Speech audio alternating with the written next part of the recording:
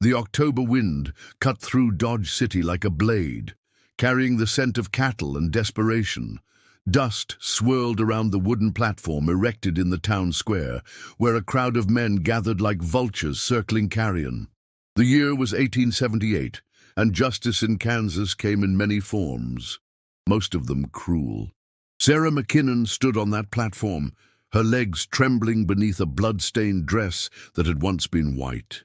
3 days had passed since she'd given birth in a filthy jail cell. 3 days since they'd taken her baby and declared her a debt slave to pay for her late husband's gambling losses. The bandages beneath her dress were soaked through, but no one seemed to care. "Gentlemen, we have here a young woman, able-bodied despite recent circumstances," the auctioneer called out, his voice cutting through the jeers and whistles. "She can cook, clean, and tend to household duties. Bidding starts at $50. Sarah's vision blurred as she scanned the crowd. Men in suits, cowboys with tobacco-stained teeth and worse, all eyeing her like livestock. She thought of little Emma, her daughter, somewhere in this godforsaken town with strangers. The pain in her chest wasn't just from childbirth anymore.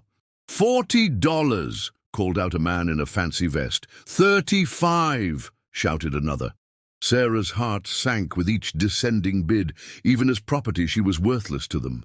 In the back of the crowd, leaning against a weathered fence post, stood a man who hadn't spoken a word.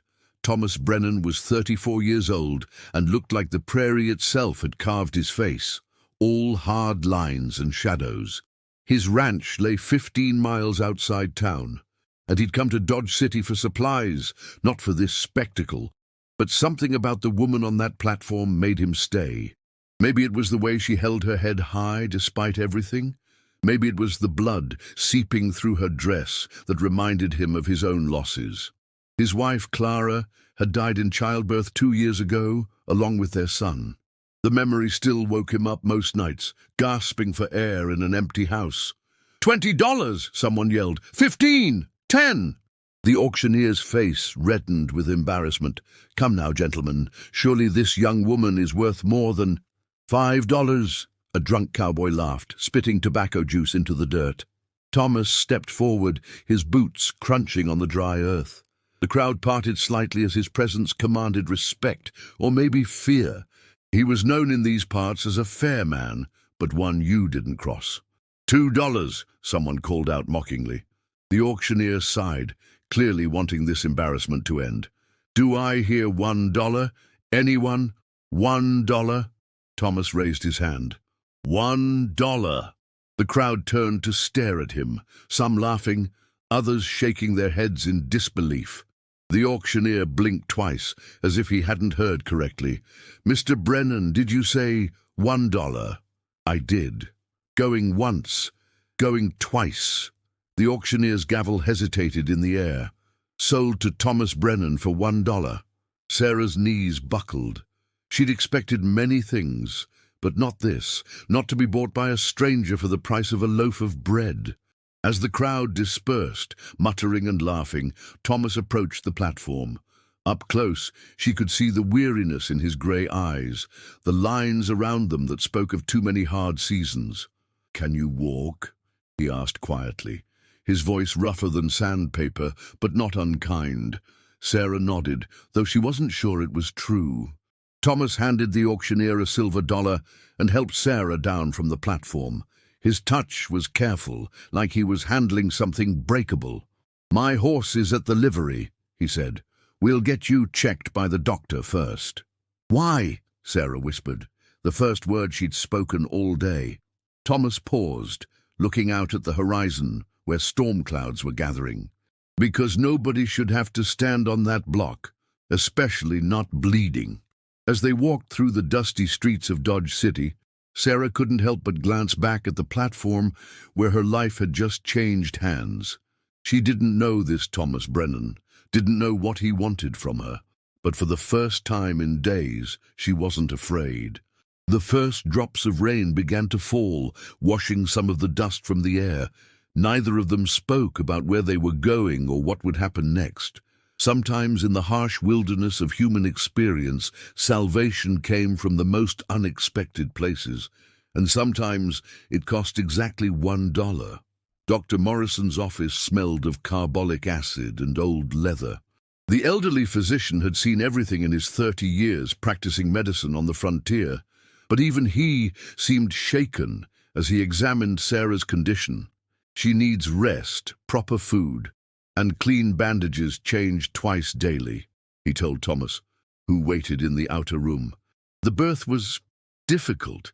She's lost too much blood. Thomas nodded grimly.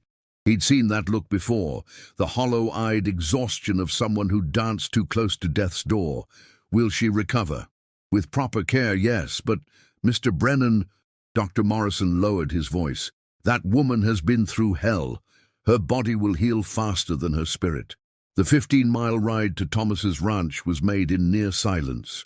Sarah sat behind him on his horse, Mercury, her arms loosely wrapped around his waist to keep from falling.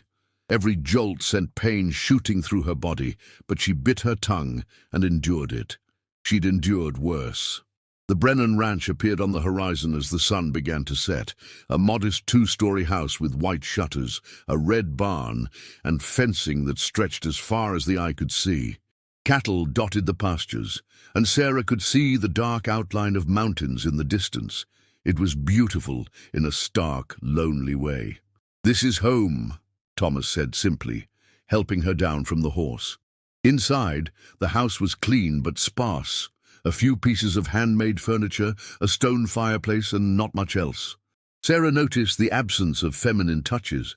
No curtains, no decorative items, no photographs on the mantel. This was the home of a man who'd given up on comfort.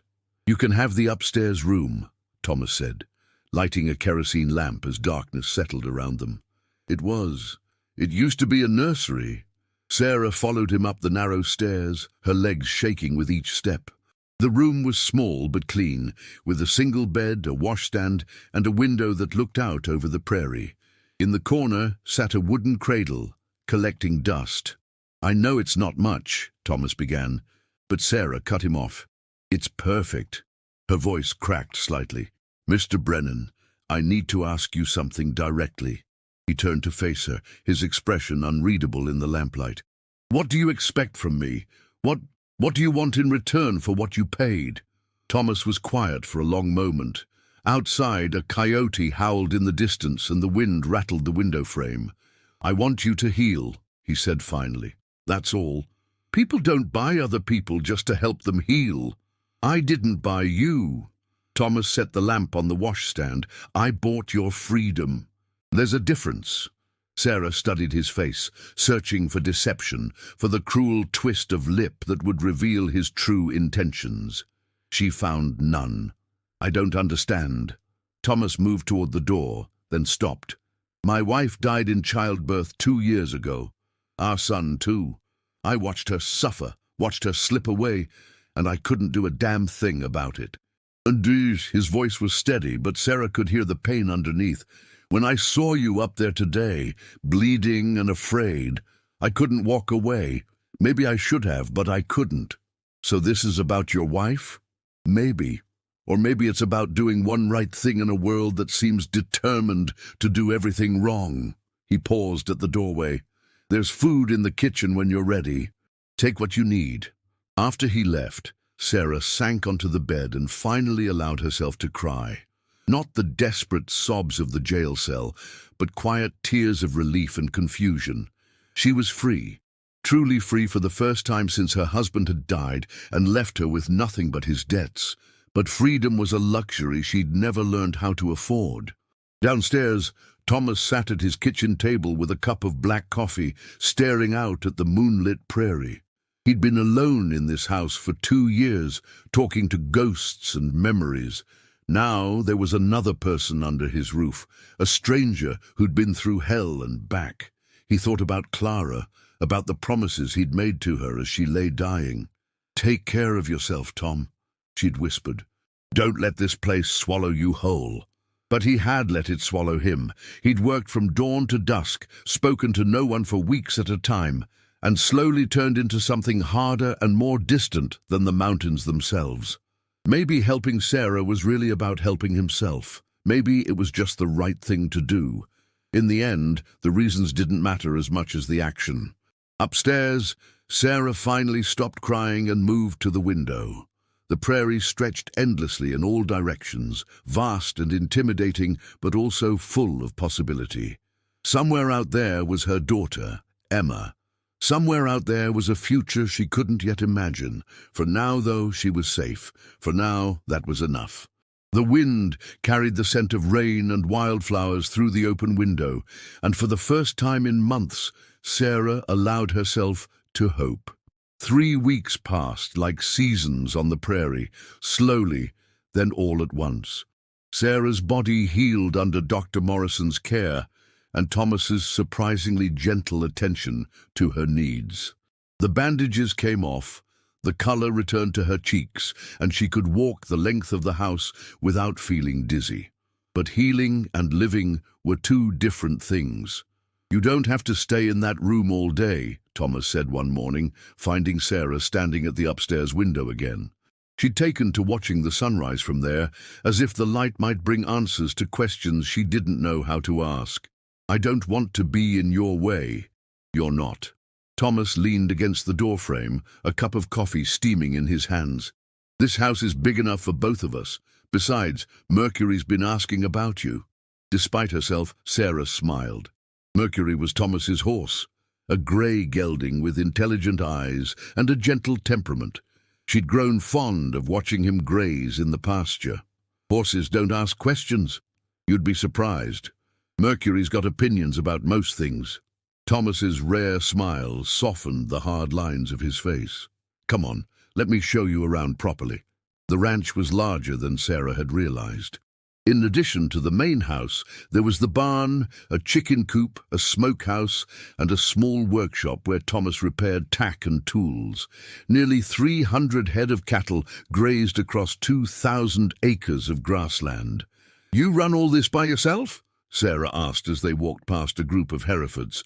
"I hire hands for roundup and branding, but mostly yes." Thomas picked up a broken fence post, examining it with practiced eyes. "It keeps me busy." "Lonely, you mean?" Thomas glanced at her sharply, but Sarah's expression wasn't judgmental, just understanding. She knew something about loneliness. "Maybe," he admitted, "but busy too." They walked in comfortable silence until they reached a small cemetery plot on a hill overlooking the house. 2 wooden crosses stood side by side, weathered but well-maintained. Clara Brennan, 1845-1876. Baby Brennan, born sleeping. "You visit them often," Sarah observed. It wasn't a question. She'd seen him walking up this hill in the evenings. Every day for the first year, now it's more like every week. Thomas removed his hat, running his fingers through dark hair that was starting to show grey at the temples. "I used to talk to them, tell Clara about the ranch, about my day. It felt normal. And now? Now it feels like talking to myself." Sarah understood. She'd tried talking to her husband James after he died, but the man in the ground wasn't the same one who'd laughed with her, held her, made promises he couldn't keep.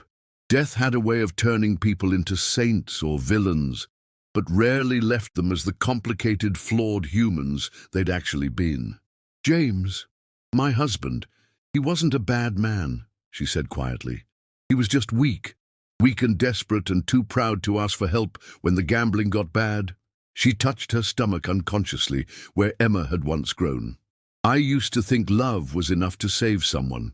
Now I know better." "What do you know now?" "That you can't save someone who doesn't want to be saved. You can only save yourself." They stood in silence, 2 people who'd learned hard lessons about love and loss. The wind moved through the grass around them, carrying the scent of approaching winter. "Sarah," Thomas said finally, "I need to tell you something." Her heart clenched. Here it was. The demand, the expectation, the price for his kindness. "I've been asking around town about your daughter." Sarah's world tilted. "What? Emma? I know they took her from you. I've been trying to find out where." "Why?" The word came out as barely a whisper. Thomas looked at her directly, and she saw something in his grey eyes she hadn't expected. Understanding. Because I know what it's like to lose a child, and because no mother should have to wonder where her baby is sleeping at night. Sarah's knees gave out, and she sank to the ground between the two graves. Thomas knelt beside her as she began to sob, not the quiet tears she'd been shedding for weeks, but the deep, wrenching cries of a mother's grief. "I don't even know if she's alive," Sarah gasped between sobs. "I don't know if they're feeding her, if someone's holding her when she cries. She's so small, Thomas. She's so small, and she needs me." Thomas didn't offer empty platitudes or false comfort. He simply sat with her in the dirt while she cried, his presence steady and warm. When the worst of it passed, he helped her to her feet. "I found her," he said quietly. Sarah's heart stopped. "What?" "A family named Patterson took her in. They live on the other side of town. Good people, from what I hear. The wife lost a baby last year and wanted to help. Is Emma all right?" "She's healthy, growing. The Pattersons have been taking good care of her." Sarah closed her eyes, relief and longing warring in her chest. "They won't give her back to me. A woman with no husband, no money, no reputation. We'll figure something out." The word "we" hung in the air between them, like a bridge Sarah wasn't sure she was ready to cross. But Thomas had just given her the most precious gift imaginable: hope. "Why are you helping me?" she asked for the 100th time. This time, Thomas had an answer. "Because you remind me that there's still good worth fighting for in this world, and because everyone deserves a chance to start over." As they walked back to the house, Sarah felt something shift inside her chest. Not love, not yet, but the possibility of it. The possibility of a life beyond survival, beyond just getting through each day. The sun was setting over the prairie, painting the sky in shades of gold and crimson. For the first time since Emma's birth, Sarah watched it without feeling like it was setting on her life as well. Maybe, just maybe, it was rising instead. Winter arrived early that year, blanketing the prairie in snow and driving the temperature down until even the hardiest cattle huddled together for warmth. Sarah had been at the ranch for 2 months, and the arrangement that had started as temporary charity was beginning to feel like something more permanent and more complicated. The morning everything changed started like any other. Sarah was in the kitchen making breakfast when she heard horses approaching. Through the window, she saw 3 riders coming up the long drive to the house, their breath visible in the cold air. "Thomas!" she called, but he was already moving, having heard the horses himself. His expression was grim as he reached for the rifle above the fireplace. "Stay inside," he told her, but Sarah was already shaking her head. "Who are they?" "Trouble, most likely." The lead rider was a man Sarah recognized, Sheriff Wade Hutchins, a politician in a badge who answered more to money than to justice. Behind him rode 2 men she'd hoped never to see again: Marcus Donnelly, the man who'd held her husband's gambling debts, and his enforcer, a brute named Pike. Thomas stepped onto the porch, rifle held casually but ready. "Sheriff, gentlemen, this is private property." "Thomas Brennan," Hutchins called out, staying in his saddle. "We're here on official business. We need to speak with the woman." "She's under my protection." Donnelly laughed, a sound like gravel grinding together. "Protection? Is that what we're calling it? I heard you bought yourself a nice little wife at auction, Brennan. Couldn't find a woman any other way." Thomas's knuckles went white on the rifle stock, but his voice remained steady. "State your business, or get off my land." "My business," Donnelly said, "is with the woman who cost me money. Sarah McKinnon owes me $300 plus interest for her dead husband's debts. The auction was supposed to recover some of that money, but you underbid everyone else. I paid what she was worth at auction. That settles any legal claim."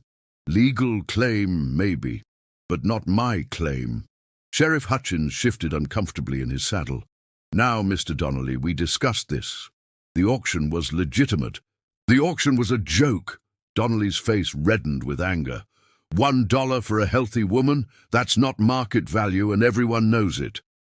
Sarah stepped onto the porch beside Thomas, ignoring his sharp look. "I don't owe you anything," she said. her voice carrying clearly in the cold air. "My husband's debts died with him." "Did they now?" Donnelly smiled, but there was no warmth in it. "Because I have a signed agreement here that says otherwise. Your husband put up everything he owned as collateral, including his wife." "That's impossible." "Is it?" Donnelly pulled out a piece of paper and waved it in the air. "James McKinnon's signature, witnessed and notarized. You were part of the bet, sweetheart. And when he lost, you became my property." Thomas stepped forward, his rifle now clearly threatening. "No human being is property. Not in Kansas, not anywhere." "Pretty words," Pike spoke for the first time, his voice like a rusty gate. "But words don't change facts. And the fact is, McKinnon signed that paper." Sarah felt the world tilting around her. James had been desperate in those final weeks, but surely he wouldn't have. "Let me see it." "Sarah, no," Thomas warned, but she was already walking toward the horses. Donnelly handed down the paper with a triumphant smile. Sarah's hand shook as she unfolded it, scanning the lines of legal language until she found what she was looking for. There, at the bottom, was her husband's familiar scrawl, "James McKinnon," and below that, in smaller print, including all property, possessions, and conjugal rights to Sarah McKinnon. The paper fell from her numb fingers. "You see?" Donnelly's voice was sickeningly sweet. "Legal and binding. Now you can come with us peacefully, or we can make this difficult." "Over my dead body," Thomas said quietly. "That can be arranged," Pike replied, his hand moving toward the gun on his hip. "Stop!" Sarah's voice cut through the tension like a blade. "Just stop." She bent to pick up the paper, staring at her husband's signature. Even in death, James was still destroying her life. "There's another way," she said slowly, her mind racing. "Mr. Donnelly, you say I owe you $300 plus interest?" "400 now with the time that's passed. And if I could pay that debt in full." Donnelly laughed. "With what? You don't have a penny to your name." "But I do," Thomas said quietly. Everyone turned to look at him. "I have $400. "Thomas, no," Sarah breathed. "You can't." "I can and I will." His grey eyes met hers, steady and sure. "But not as payment for some fake debt, as purchase price for that contract." Donnelly's eyes narrowed. "What do you mean?" "I mean I'll buy that paper from you for $400. Then I'll tear it up, and this whole ugly business will be finished." "You can't just—" Hutchins began, but Donnelly held up a hand. $400, he mused. "Cash money? Gold coin?" For a long moment the only sound was the wind moving through the bare trees. Finally Donnelly nodded. "Deal. But I want to see the money first." Thomas disappeared into the house and returned with a leather pouch that clinked when he moved. He counted out 20 gold double eagles into his palm. $400, nearly 2 years' wages for most men. "The paper," he said simply. Donnelly hesitated, then handed over the contract. Thomas took it, glanced at James McKinnon's signature, and tore the document in half. Then he tore it again and again, until nothing remained but scraps that scattered in the wind. "It's done," he said, handing over the gold. Donnelly pocketed the coins with obvious satisfaction. "Pleasure doing business with you, Brennan. Come on, boys, let's get back to town." As the 3 riders disappeared down the drive, Sarah sank onto the porch steps, her legs too weak to support her. $400, she whispered. "Thomas, that's everything you have." "No," he said, sitting beside her. "Everything I have is right here on this ranch. The money was just money." "You don't understand. I can never pay you back. Never." Thomas was quiet for a moment, watching the snow begin to fall again. "I don't want you to pay me back, Sarah." "Then what do you want?" He turned to face her, and she saw something in his expression that made her heart race. Not fear, but recognition. "I want you to stay," he said simply, "not as payment for anything, not out of obligation or debt. I want you to stay because you choose to." "Thomas, I know it's too soon. I know you've been through hell, and I know I'm not much of a catch, a widowed rancher with more ghosts than friends. But these past 2 months, having you here, It's reminded me what it feels like to be alive instead of just surviving. Sarah looked out at the snow-covered prairie, thinking of Emma sleeping somewhere in town, thinking of the life she'd lost and the life she might yet build. "There's still my daughter," she said quietly. "We'll find a way to bring her home, together, and the people in town will talk. They'll say terrible things about us. Let them talk. I've never cared much for other people's opinions anyway." Sarah smiled despite everything. "You really spent your life savings to tear up a piece of paper. Best investment I ever made." The snow was falling harder now, blanketing the world in white. Sarah thought about the woman who'd stood on that auction block 3 months ago, broken and bleeding and certain her life was over. That woman felt like a stranger now. "I need time," she said finally, "to heal completely, to figure out how to get Emma back, to understand what this is between us." "You have all the time you need. And if I decide to leave?" Thomas was quiet for a long moment. "Then I'll help you get wherever you want to go." Sarah studied his face, searching for deception or hidden agenda. She found only honesty and something that might in time become love. "Ask me again in the spring," she said. Thomas smiled, the first genuine smile she'd seen from him. "I will." As they sat together on the porch, watching the snow erase the tracks left by their unwelcome visitors, Sarah felt something settle in her chest. Not quite peace, not yet, but the promise of it. The woman on the auction block had been worth $1, but the woman sitting here now, the woman Thomas saw when he looked at her, she was worth fighting for, worth choosing, worth everything. And when spring came to the prairie, bringing with it the scent of wildflowers and new beginnings, she would be ready to choose as well. For now, though, it was enough to sit in the falling snow with a man who'd bought her freedom and given her something far more valuable in return: hope. The wind carried the sound of cattle lowing in the distance, and somewhere in town, a baby named Emma was growing stronger each day. Soon, very soon, they would be a family. But first, they would be something even more precious. 2 people who had chosen each other, freely and without reservation, in a world that too often forgot the value of choice. The snow continued to fall, covering the prairie in pristine white, and Thomas Brennan and Sarah McKinnon sat together in comfortable silence, watching the world transform around them.